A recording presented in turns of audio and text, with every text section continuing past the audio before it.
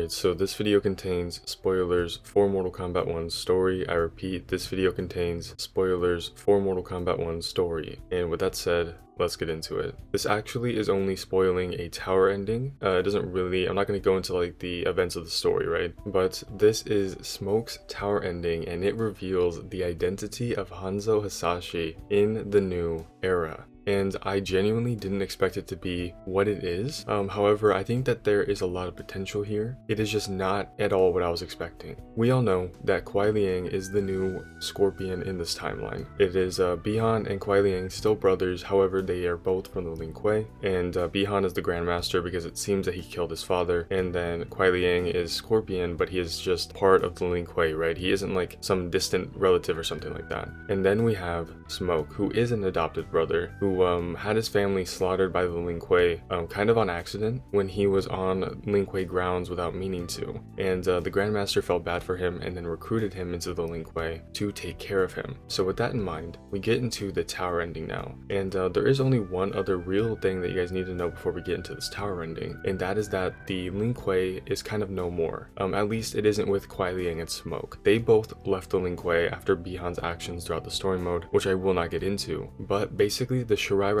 is starting. They are building the clan. Even Liu Kang wants to help them do this, which he states at the end of the story. So with that in mind, we get into the tower ending. So we open up with Kuai Liang, Smoke, and then there's somebody that they're training there to open up the Shirai, like they're training a monk or a foot soldier kind of the clan. And they're talking about how they're struggling to create it. It isn't going as smooth as they once thought, even with the help of another person. And this person is Harumi. So, oh my god, like when I first watched this, I was like, wait, no way, just like that? Like that's crazy. So it appears in Liu Kang's new timeline, even Harumi escaped like the changes that Hanzo went through. So Hanzo, he was changed entirely by Liu Kang, but Harumi still existed like the same way that she could have in the previous timelines, right? So she is actually Kuai Liang's friend. There's actually an invasion season, the first invasion season it seems like, with the Spectre, which is of course Hanzo Hasashi from another timeline, and he gets mad at Kuai Liang and Harumi getting married. So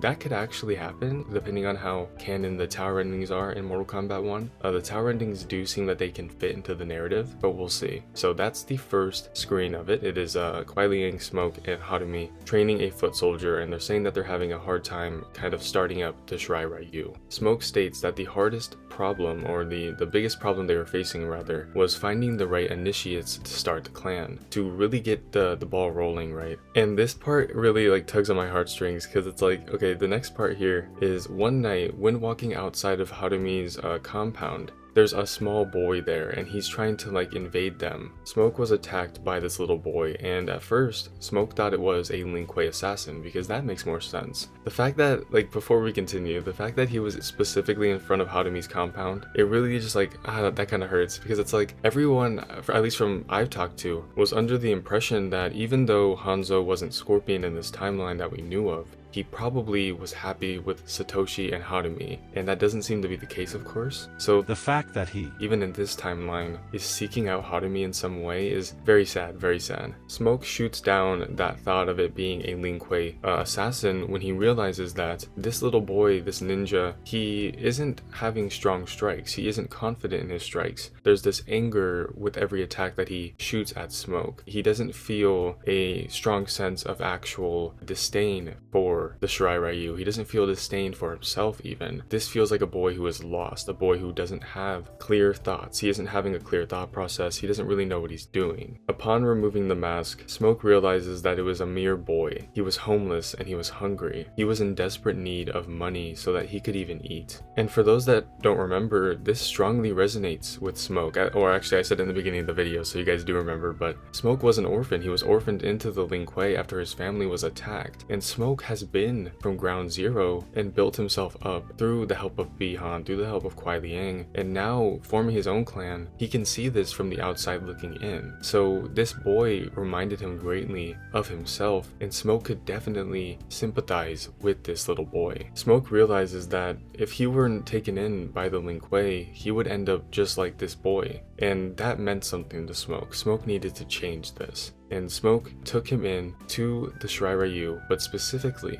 took him in to Kuai Liang. Kuai Liang greatly appreciated his fire. He felt this passion within him, and they chose for him to be the first initiate of the Shirai Ryu. And the boy's name was Hanzo Hasashi. And that is the story of Hanzo so far in Mortal Kombat 1. It is definitely mixed for me.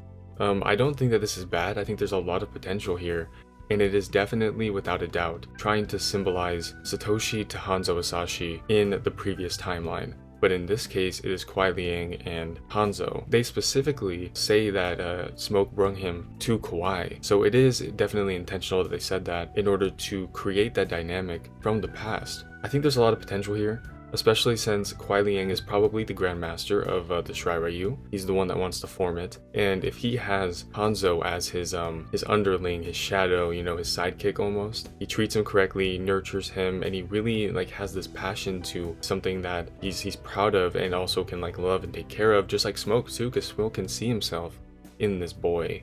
So it is, I think, a perfect way to start the initiates of the Shirai Ryu.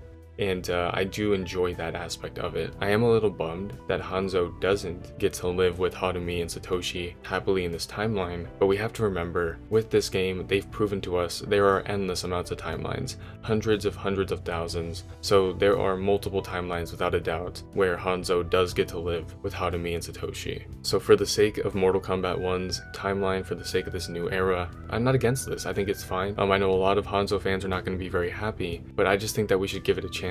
There's a lot that can be done here, and even if this tower ending isn't canon, I'm sure that they'll do something good with this younger Hanzo or with another Hanzo again if this tower ending isn't canon. So yeah, with that said though, that's basically it. I hope you guys enjoyed the video. If you guys want me to do more videos like this on tower endings for Mortal Kombat 1, then drop the character you want me to do it for below, and I'll do it and I'll explain my thoughts and how I feel about the characters and stuff like that, like I did with this one. And ladies, gentlemen, and MB beauties, make sure you all stay safe and stay hydrated, and I'll see you all in the next one. Bye bye.